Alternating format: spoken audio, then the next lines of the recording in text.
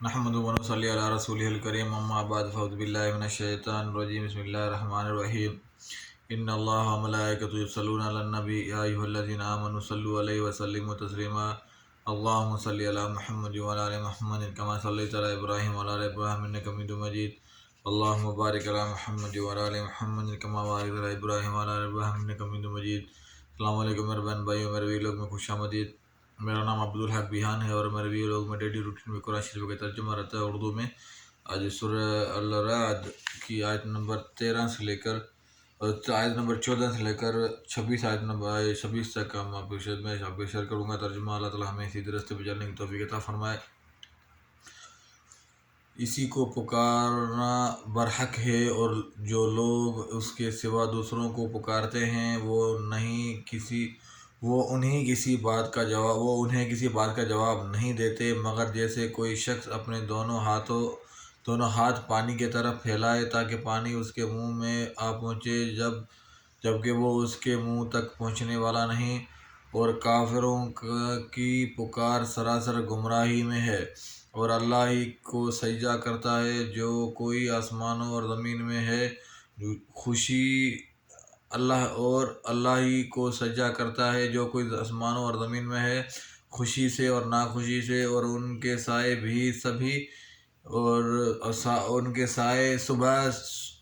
بھی صبح اور شام سجدہ کرتے ہیں۔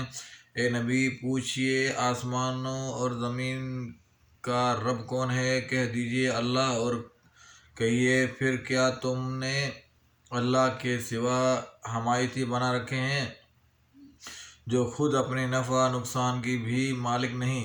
کہہ دیجئے کیا اندھا اور دیکھنے والا برابر ہو سکتے ہیں، یا کیا اندھیرا اور روشنی برابر ہو سکتے ہیں؟ کیا انہوں نے اللہ کے شریک ٹھہرا رکھے ہیں کہ انہوں نے بھی اللہ کی مخلوق جیسی کوئی مخلوق بنائی ہے، پھر وہ مخلوق ان پر مشتبہ ہو گئی ہے؟ کہہ دیجئے اللہ ہی ہر چیز کا خالق ہے اور وہ یکتا ہے، نہایت غالب۔ اللہ نے آسمان سے پانی نازل کیا تو ندی نالے اپنے اپنے گنجائش کے مطابق بہہ نکلے، پھر سیلاب پھولا ہوا جھاگ اور اوپر لے آیا، اور ان دھاتوں میں سے بھی جنہیں زیور یا سامان بنانے کے لیے آگ میں پگھلاتے ہیں، اسی طرح کا جھاگ اٹھتا ہے۔ اللہ اسی طرح حق اور باطل کے مثال بیان کرتا ہے۔ چنانچہ جو جھاگ ہے وہ تو سوکھ کر ظاہر ہو جاتا ہے، اور جو چیز انسانوں کے فائدہ دیتی ہے وہ زمین میں باقی رہتی ہے۔ اللہ اسی طرح مثال بیان کرتا ہے۔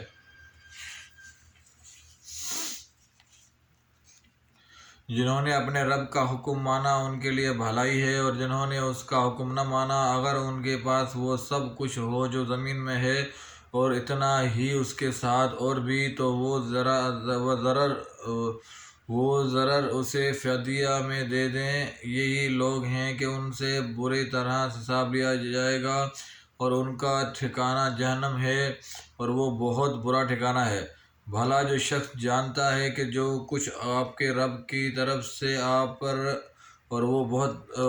پر نازل کیا گیا ہے وہی حق ہے، اور وہ اندھے جیسا ہو سکتا ہے؟ بس عقل والے ہی نصیحت پکڑتے ہیں، وہ جو اللہ کا عہد پورا کرتے ہیں اور پختہ وعدہ نہیں توڑتے، اور جو جوڑتے ہیں وہ چیز جسے اللہ نے جوڑنے کا حکم دیا، اور وہ اپنے رب سے ڈرتے ہیں اور سخت حساب سے گھبراتے ہیں، اور جنہوں نے اپنے رب کے چہرے کے طلب کے لیے صبر کیا اور نماز قائم کی، اور ہمارے دیے رزق میں سے چھپے اور کھلے خرچ کیا، اور وہ برائی کا بھلائی سے دفع کرتے ہیں، انہیں لوگوں کے لیے آخرت کا گھر ہے جو کہ ہمیشہ کے باغ ہیں جن میں وہ داخل ہوں گے، اور وہ بھی جو ان کے باپ دادا اور ان کے بیویوں اور ان کے اولاد میں سے نیک ہیں، اور فرشتے جنت کے ہر دروازے سے ان کے پاس آئیں گے اور کہیں گے تم پر سلام ہو، اس لیے کہ تم نے صبر کیا، لہذا آخرت کا گھر بہت خوب ہے۔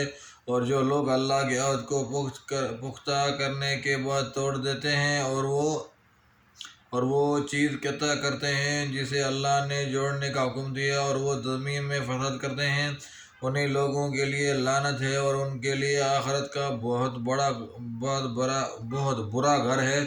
اللہ جسے چاہے کھلا رزق دیتا ہے اور جسے چاہے نپا تولا دیتا ہے، اور وہ کافر دنیا کی زندگی پر اتراتے ہیں، حالانکہ دنیا کی زندگی آخرت کی نسبت حقیر متاع ہی تو ہے۔ اللہ تعالیٰ ہمیں سیدھے راستے پہ چلنے کی توفیق عطا فرمائے۔ اللہ تعالیٰ ہمارے گناہ معاف فرمائے، بے اولادوں کو نیک صالح اولاد عطا فرمائے، بے روزگاروں کو رزق حلال عطا فرمائے، بیماروں کو شفاعت عطا فرمائے، اور اسی کے ساتھ دوسری ویڈیو میں پھر ملاقات ہوگی۔ السلام علیکم و رحمۃ اللہ وبرکاتہ۔